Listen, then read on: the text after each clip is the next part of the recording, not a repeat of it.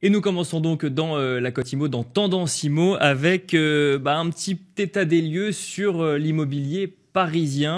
On lit beaucoup de choses dessus, on lit que les prix sont au plus haut, que parfois ça baisse à certains endroits. On voit quand même que certains biens continuent à prendre de la valeur. On a voulu faire le point et pour cela, nous avons invité sur le plateau de la Côte Immo Dan Adler. Bonjour Dan Adler. Bonjour, enchanté. Bienvenue sur le plateau de la Côte Immo. Vous êtes le cofondateur du groupe Deferla Immobilier que vous avez donc fondé avec votre femme. Deferla Immobilier qui se positionne, si je dis pas de bêtises, sur l'immobilier haut de gamme plutôt. On est sur une offre haut de gamme aujourd'hui à Paris. C'est ça. Enfin, en tout cas, on propose des services haut de gamme adaptés à tout type de biens. On fait vraiment du studio à l'hôtel particulier. On est vraiment spécialisé sur l'immobilier d'habitation. On fait également de l'immobilier d'entreprise.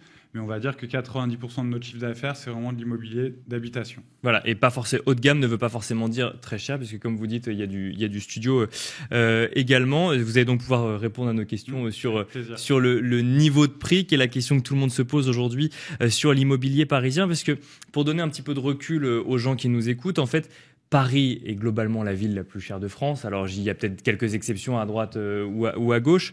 On a vu, en revanche, depuis 2 dernières années, depuis le Covid, les prix augmenter très fortement dans certaines autres villes de France, que ce soit Bordeaux, Nantes, Marseille, Montpellier. Voilà, j'étais à Brest il n'y a pas longtemps. Là aussi, les prix ont augmenté. On entendait dire que... Ou Lyon. On entend partout dire que les Parisiens sont arrivés et que les prix flambent. Et on se pose la question de Paris. Alors, Paris, on entend plutôt dire que ça tend à baisser, en tout cas c'est ce que nous disent les notaires, enfin baisser très modérément, mais que ça stagne. Est-ce que c'est ce que vous constatez aujourd'hui, sachant que vous êtes principalement basé à Paris, est-ce que vous constatez que la baisse s'est arrêtée depuis un an ou deux ? La hausse, s'est arrêtée depuis un an ou deux. Alors, nous, ce qu'on constate vraiment depuis le 1er janvier 2022, c'est justement, alors, on ne sent pas une inflation sur les prix, par contre, on ne sent pas du tout de baisse. D'accord. On a une activité qui est très forte, qui n'a jamais été aussi forte. Tous les mois, on fait des mois records en termes de volume de vente, mais aussi bien... En 2022, parce qu'en 2021, effectivement, c'était une année record. 2021, nous, bizarrement, ça n'a pas été une bonne année. D'accord. Pour diverses raisons, c'est-à-dire qu'on avait fait des investissements, on s'est agrandi, et du coup, on avait un besoin en recrutement, en formation, qui nous a... sur lequel on s'est beaucoup focalisé, ça nous a fait perdre du chiffre d'affaires, pour être clair. D'accord. En tout cas, de potentiel. Sur 2022, vraiment, on a une activité qui est vraiment très dense. Après, pour répondre à votre question sur les prix, nous, on voit vraiment que le marché il est stable. C'est-à-dire qu'on ne voit pas forcément d'augmentation, on ne voit pas de baisse. Mais on a un marché qui est stable, mais par contre avec un vrai volume de vente, ce qui n'était pas le cas sur 2021. Mais alors, ça, moi, c'est ce que j'ai du mal à comprendre, parce que quand on écoute les notaires, ils nous disent effectivement qu'on se rapproche du montant palier de 10 000 euros à Paris, que les prix baissent un petit peu, que certains excès se corrigent. Et de l'autre côté, quand on écoute des professionnels de l'immobilier, ils nous disent qu'ils n'ont pas de sujet sur les volumes ni sur les montants de transactions. Donc, qu'est-ce que ça veut dire ? Ça veut dire c'est quoi ? C'est qu'on a changé de bien, mais qu'en fait, il y a toujours des biens qui se vendent et d'autres qui se vendent plus du tout, ou que comme il y a moins d'acheteurs, moins de vendeurs, en fait vous vous y retrouvez quand même. Comment comprendre qu'au global les notaires constatent eux une baisse de prix ? Alors je sais pas, moi je parlais avec des notaires dernièrement, ils constataient justement que le marché il avait bien repris. D'accord. Après sur les variations de prix, si on parle de 0,5 ou 1%, effectivement peut-être, mais j'appelle pas ça une vraie baisse, parce que si sur un trimestre vous allez perdre 0,5 et que vous allez regagner 0,5 sur le trimestre d'après, en fait vous avez un marché sur l'année qui se lisse. Et nous, c'est plutôt ce qu'on constate. Après, sur le volume de vente, ce qui est intéressant, c'est ce que vous disiez en amont, que les prix en province ont explosé. Et bien du sûr. coup, les ressorts d'achat des Parisiens qui voulaient acheter des résidences secondaires en province n'est plus tout à fait le cas aujourd'hui, parce que quand vous faites une recherche, les prix ne sont pas les mêmes. Donc au final, le rêve d'avoir une résidence secondaire, c'est un petit peu affaibli et les gens reviennent sur le marché parisien en force. Enfin, en tout cas, nous, c'est vraiment ce qu'on constate. Sur chaque relance de biens, on a vraiment... des visites, on en a moins qu'il y a 4 ou 5 ans, mais par contre, on a des acheteurs vraiment qui savent ce qu'ils veulent et surtout qui achètent. Alors, Sylvain, peut-être. Oui. Alors, c'est intéressant ce que vous nous dites, parce que c'est un peu aussi le concept de la Côte Immo, c'est de laisser les professionnels s'exprimer avec des données de terrain. Puisque Thierry Delsal était chez nous il n'y a pas si longtemps pour justement le point du premier semestre avec la Chambre des notaires de Paris. Ce qu'on voit effectivement, vous avez raison, Dan Adler, on voit un ralentissement, non pas effectivement de baisse, mais de l'augmentation, avec des prix qui se tassent. Mais je prenais les arrondissements dans la source que nous a donnée Se Loger CGE de février 2022 sur les arrondissements dans lesquels vous opérez. Donc vous opérez dans le 5e. Alors 5e, 6e, 7e, 14e, 15e. Il n'y a rien à moins de 13 000 euros du mètre. Oui, c'est ce que j'allais dire. Non, mais et je vais même aller plus loin. Je prends simplement le 7e dans lequel vous êtes aussi beaucoup implanté. On est à plus de 14 000 euros du mètre. Tout à fait. Est-ce que ce chiffre-là, parce que voilà, sur ces arrondissements qui sont clairement des arrondissements chics, on peut le dire, on est sur un immobilier de luxe, un immobilier de prestige, ce que vous appelez effectivement du haut de gamme, pas exactement la même chose, mais avec des transactions incroyables. Est-ce que à un moment donné, ça finira par plafonner?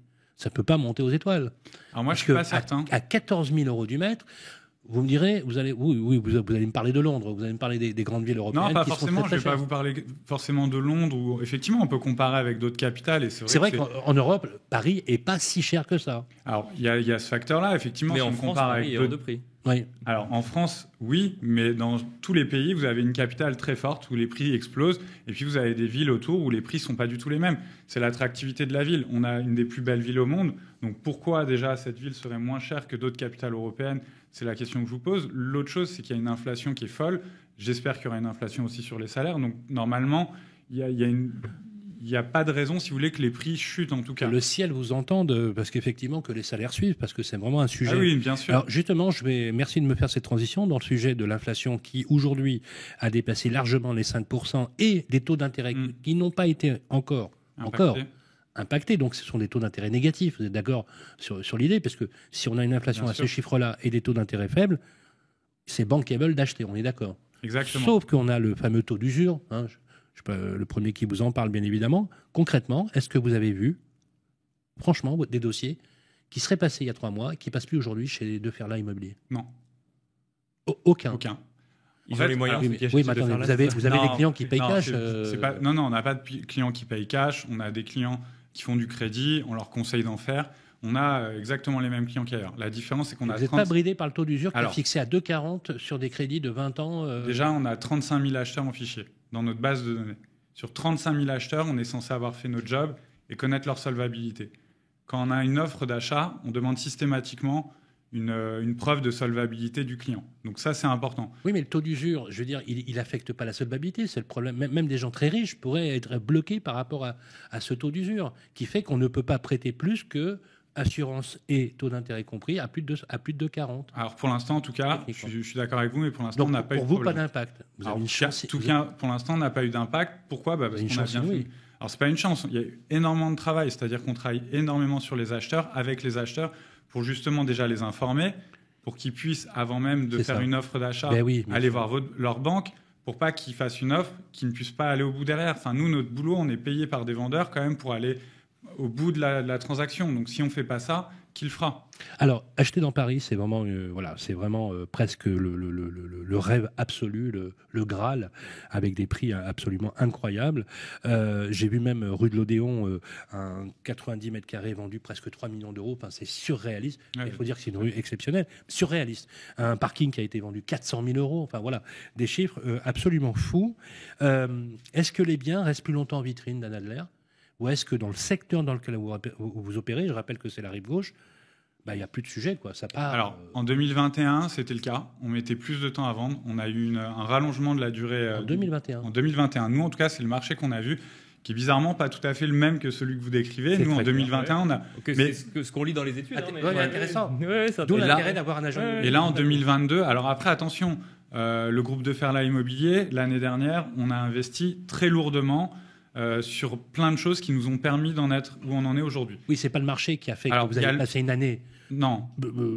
Pas comme les autres. Simplement, c'est des investissements du groupe. Alors, des investissements, des choix stratégiques sur le digital, sur la façon dont on voulait vraiment travailler auprès de nos acheteurs, qui a fait que sur 2021, déjà, on s'est agrandi, on a créé 2 nouvelles agences, on a restructuré tous nos points de vente, on a rénové tous nos points de vente. Donc combien de points de vente aujourd'hui? On en a 8. On a 8 qui sont très bien implantés. Des belles boutiques, et donc on a fait ce choix-là parce qu'on s'est dit qu'avec un marché qui peut être un petit peu plus dur, il faut vraiment se démarquer de la concurrence. Combien de collaborateurs? On est 60 dans le groupe, entre les postes fixes, la communication, le marketing, l'immobilier d'entreprise, la gestion loc et l'habitation. Donc je rebondis sur ce que vous dites, vous anticipiez quand même un marché un petit peu plus dur. Exactement. En tout cas, qui pouvait devenir plus dur. En tout cas, on sait qu'aujourd'hui le digital prend une part importante, que le physique reste la base de notre métier. Et donc, il fallait arriver à aliéner un petit peu ces deux choses-là pour y arriver. Quand on est présent rive gauche, et notamment dans des quartiers très touristiques et très emblématiques comme le 5e ou le 6e, on se dit que la difficulté du marché, elle est au niveau du digital, elle n'est pas au niveau de touristes qui, depuis 2 ans, ou d'investisseurs étrangers qui, depuis 2 ans, seraient moins venus sur le territoire français, et notamment à Paris. Alors, objectivement, je sais que chaque vendeur... moi, quand j'ai commencé le métier, j'avais 22 ans. Là, je vais avoir 40 ans vendredi. Ça fait 18 ans que je fais de l'immobilier. Au début, quand j'ai commencé le métier, tout le monde nous parlait des acheteurs étrangers. C'est vrai qu'il y en avait un peu. Très franchement, des acheteurs étrangers en masse, ça fait très longtemps qu'il n'y en a pas beaucoup. Aujourd'hui, de toute façon, vous avez une vraie clientèle parisienne qui a de l'argent et c'est eux qu'il faut viser. Bien sûr que quand on a des étrangers sur certains biens, qu'on peut rentrer sur le 16e ou le 8e arrondissement, là, on a une clientèle internationale, mais c'est des biens vraiment de prestige parce qu'on fait du prestige. On vend des biens à 8 millions, 10 millions d'euros qui soient avenue Foch, sur les Champs-Élysées. Vous cherchiez un appartement, là, justement Bah ouais, mais c'est totalement mon budget en plus. Enfin, un peu en dessous. Hein, mais Et donc là, on vise une clientèle internationale. Maintenant, la clientèle internationale, je pense qu'il ne faut pas se tromper. Aujourd'hui, on a des moyens pour les viser très rapidement. Mais ce que je veux dire, c'est que ça veut dire que quand on parle de 13 000, 14 000, 15 000 euros, voire 20 000 euros du mètre carré, c'est pas soutenu par une riche clientèle internationale. Non, c'est soutenu par une clientèle parisienne. Qui revendent leurs appartements pour la plupart. On a quelques primo-accédants, mais la plupart sont des gens qui ont déjà des biens qui revendent. Primo-accession dans ces arrondissemsements-là. Oui, il y en a assez peu, j'imagine. On en a quelques-uns parce que maintenant, il y a des gens qui ont réussi à faire des fortunes rapidement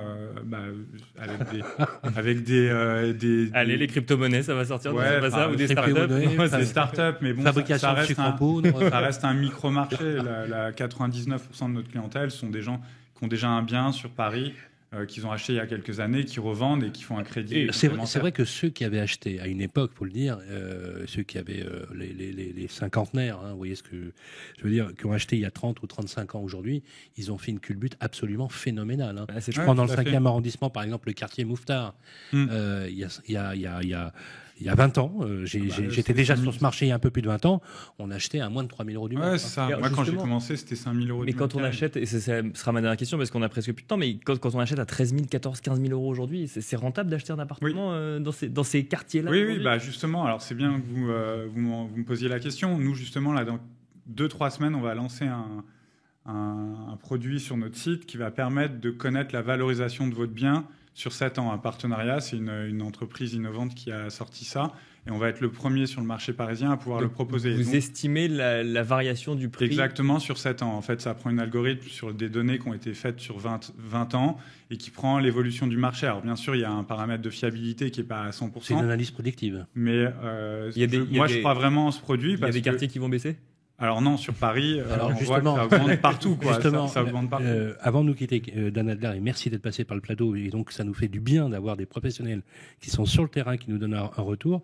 C'est le bon plan, les bonnes astuces. Est-ce que vous n'avez pas un bon plan, une astuce? Alors moi, trois conseils que vous nous donneriez. D'accord. Alors moi, je pense que déjà, le bon plan, c'est d'accéder à la propriété. Quand on n'est pas propriétaire, d'accéder à la propriété. On s'endette? On s'endette. Il faut s'endetter. D'accord. Même si ça coûte plus cher. Même si ça coûte plus cher, de toute façon. Et plus on est jeune, et mieux c'est. Non, mais quand vous achetez une résidence principale, quand je parle avec certaines personnes qui sont pas sur Paris, qui me disent mais c'est complètement fou d'acheter à ce prix-là.